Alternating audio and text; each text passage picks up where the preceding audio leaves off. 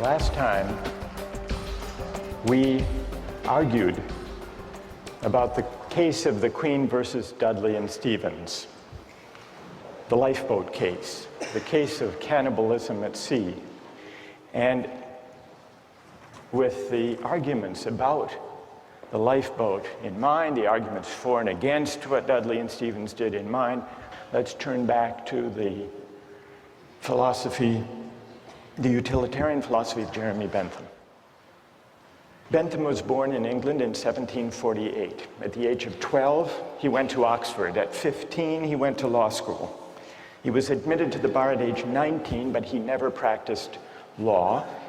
Instead, he devoted his life to jurisprudence and moral philosophy. Last time, we began to consider Bentham's version of utilitarianism. The main idea is simply stated, and it's this: the highest principle of morality, whether personal or political morality, is to maximize the general welfare, or the collective happiness, or the overall balance of pleasure over pain. In a phrase, maximize utility. Bentham arrives at this principle by the following line of reasoning. We're all governed by pain and pleasure. They are our sovereign masters, and so any moral system has to take account of them. How best to take account? By maximizing. And this leads to the principle of the greatest good for the greatest number. What exactly should we maximize? Bentham tells us happiness, or more precisely, utility. Maximizing utility is a principle not only for individuals, but also for communities and for legislators. What, after all, is a community? Bentham asks. It's the sum of the individuals who comprise it. And that's why, in deciding the best policy, in deciding what the law should be, in deciding what's just, citizens and legislators should ask themselves the question: if we add up all of the benefits of this policy and subtract all of the costs, the right thing to do is the one that maximizes the balance of happiness over suffering. That's what it means to maximize utility. Now, today, I want to see whether you agree or disagree with it. And it often goes, this utilitarian logic, under the name of cost-benefit analysis, which is used by companies and by governments all the time.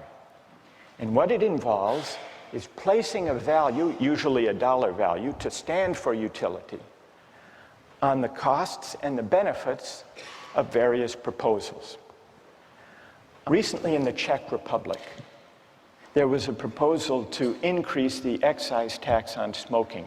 Philip Morris, the tobacco company, does huge business in the Czech Republic. They commissioned a study, a cost-benefit analysis of smoking in the Czech Republic. And what their cost-benefit analysis found was the government gains by having Czech citizens smoke. Now, how do they gain? It's true that there are negative effects to the public finance of the Czech government because there are increased healthcare costs for people who develop smoking-related diseases. On the other hand, there were positive effects, and those were added up on the other side of the ledger.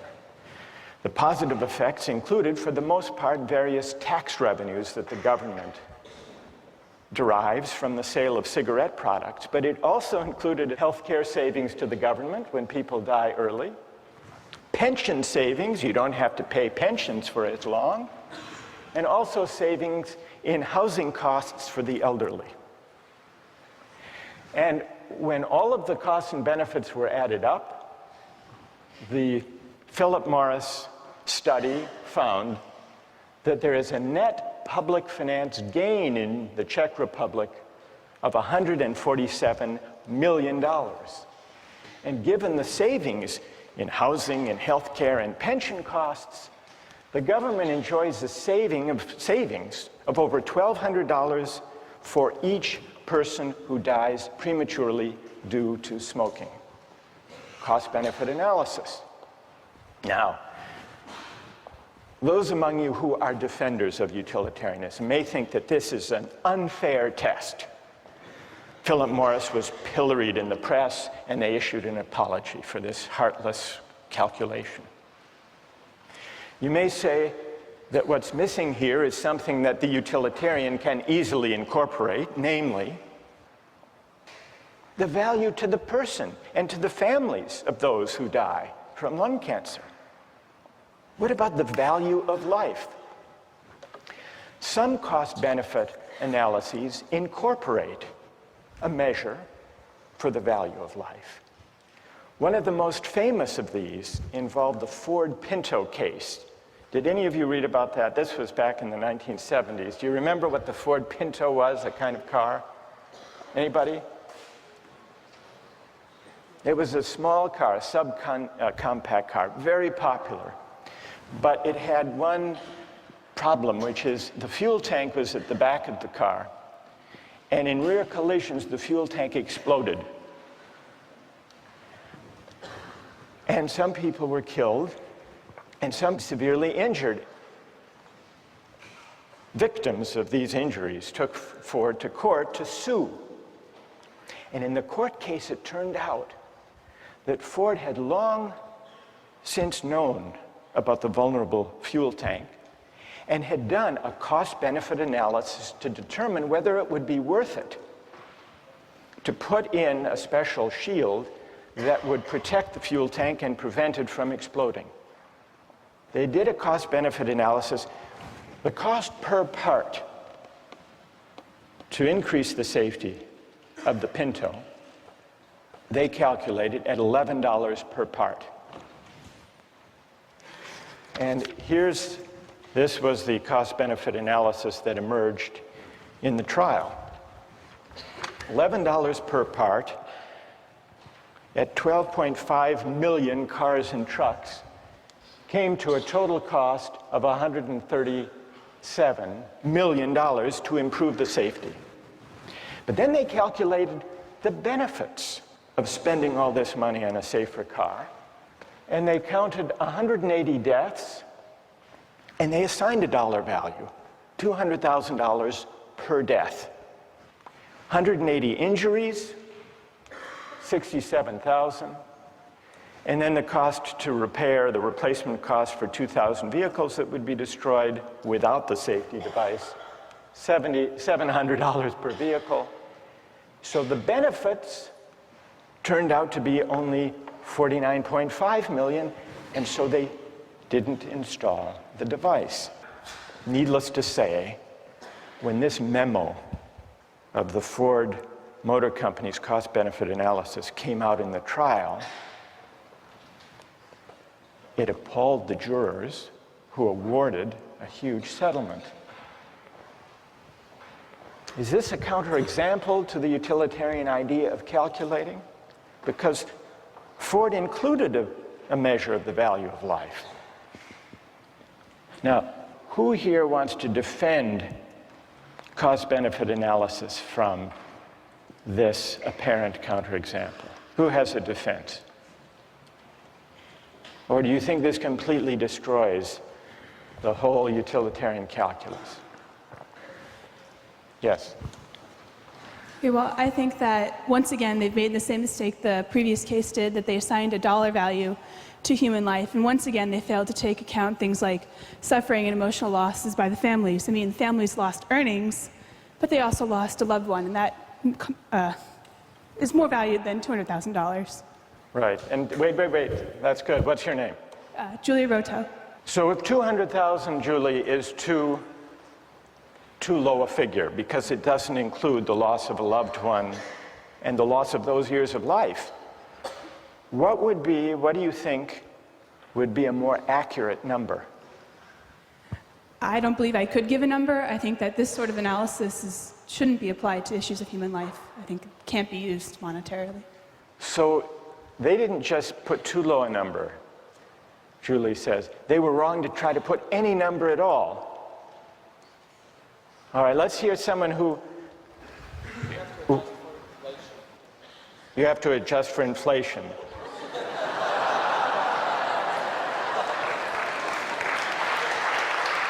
All right, fair enough.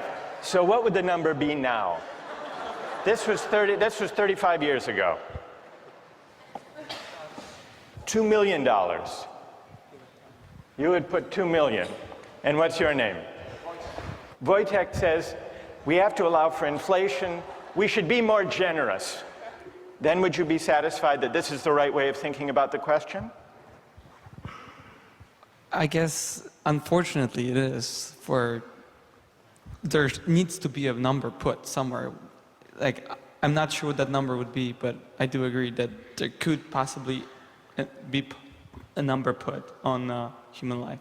All right, so Wojtek says, and here he disagrees with Julie. Julie says we can't put a number on human life for the purpose of a cost-benefit analysis. Wojtek says we have to, because we have to make decisions somehow. What do other people think about this? Is there anyone prepared to defend cost-benefit analysis here? As accurate, as desirable? Yes? Go ahead. I think that if Ford and other car companies didn't use cost-benefit analysis, they'd eventually go out of business because they wouldn't be able to be profitable, and millions of people wouldn't be able to use their cars to get to jobs, to put food on the table, to feed their children. So I think that if cost-benefit analysis isn't employed, the greater good is sacrificed in this case. All right, let me add, what's your name? Raul? Raul. There was recently a study done about cell phone use by drivers when people are driving a car, and there's a debate whether that should be banned. Yeah. And the figure was that some 2,000 people die as a result of accidents each year using cell phones. And yet, the cost-benefit analysis, which was done by the Center for Risk Analysis at Harvard, found that if you look at the benefits of the cell phone use and you put some value on the life, it comes out about the same because of the enormous economic benefit of enabling people to take advantage of their time, not waste time, be able to make deals and talk to friends and so on while they're driving. Doesn't that suggest that it's a mistake to try to put monetary figures on questions of human life? Well, I think that if the great majority of people try to derive maximum utility out of a service like using cell phones and the convenience that cell phones provide, that sacrifice is necessary for satisfaction to occur.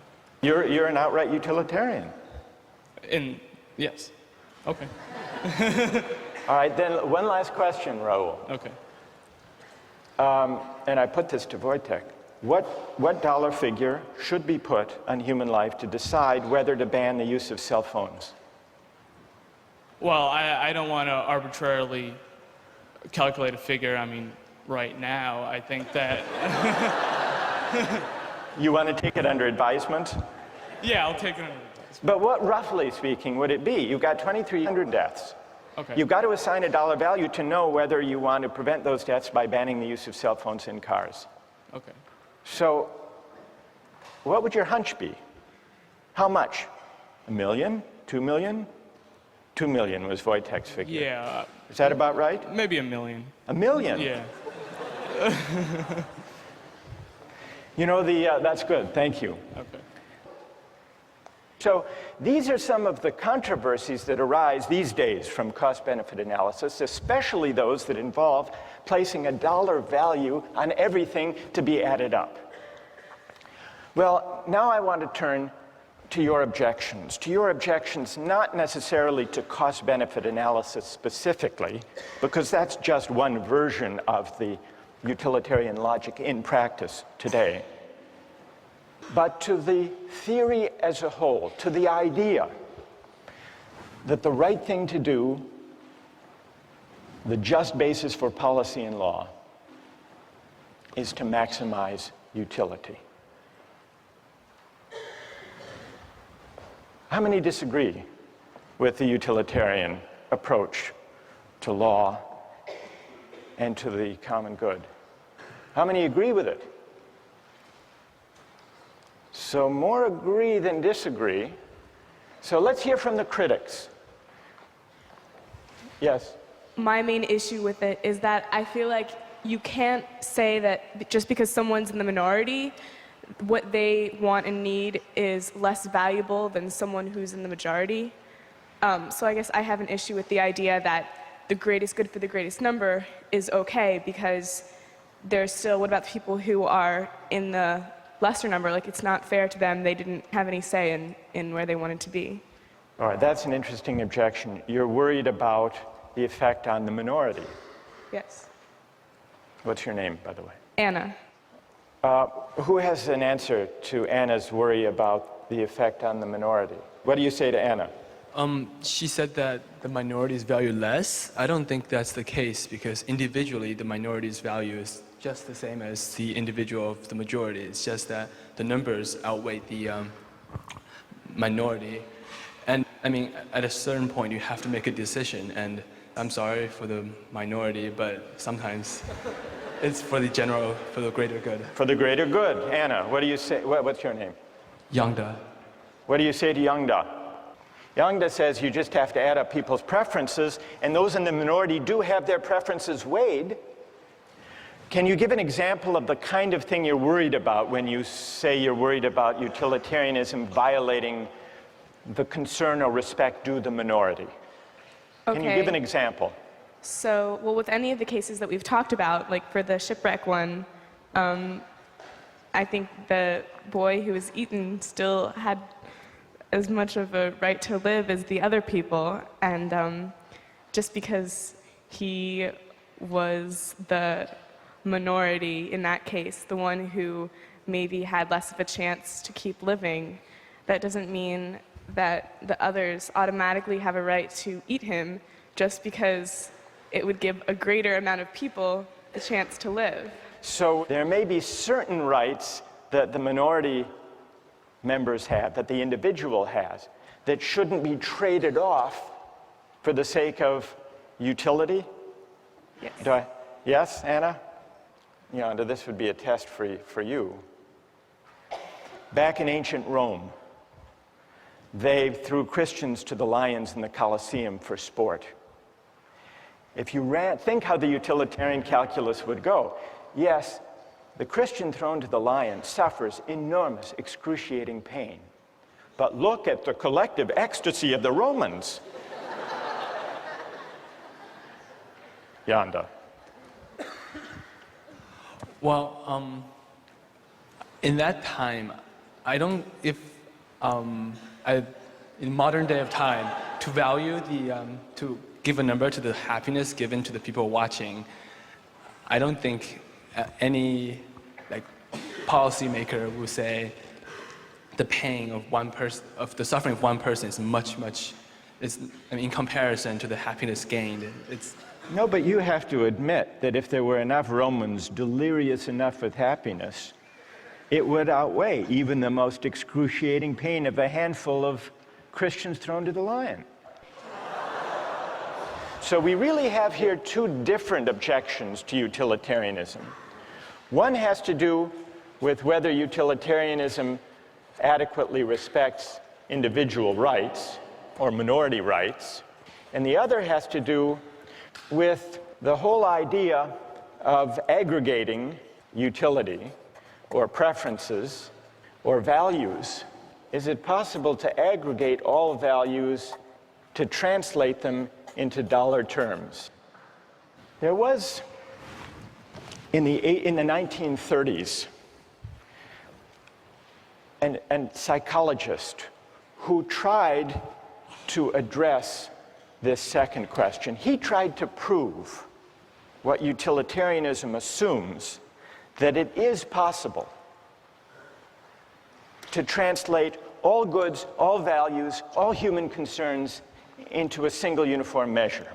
And he did this by conducting a survey of young recipients of relief. This was in the 1930s.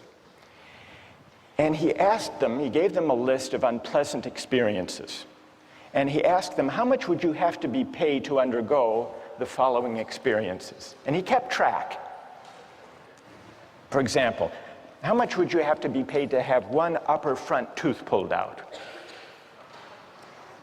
Or how much would you have to be paid to have one little toe cut off?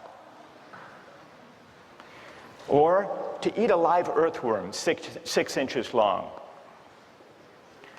Or to live the rest of your life on a farm in Kansas? Or to choke a stray cat to death with your bare hands? Now, what do you suppose was the most expensive item on that list? Kansas?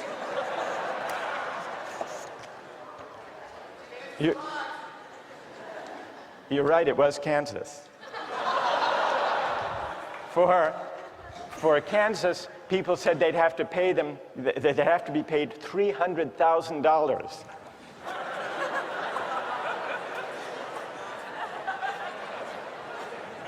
What do you think was the next most expensive? Not the cat. Not the tooth. Not the toe. The worm. People said you'd have to pay them $100,000 to eat the worm. What do you think was the least expensive item? Not the cat, the tooth. During the Depression, people were willing to have their tooth pulled for only $4,500. Now, here's what Thorndike concluded from his study. Any want or satisfaction which exists in some amount and is therefore measurable. The life of a dog or a cat or a chicken consists of appetites, cravings, desires, and their gratifications. So does the life of human beings, though the appetites and desires are more complicated. But what about Thorndike's study?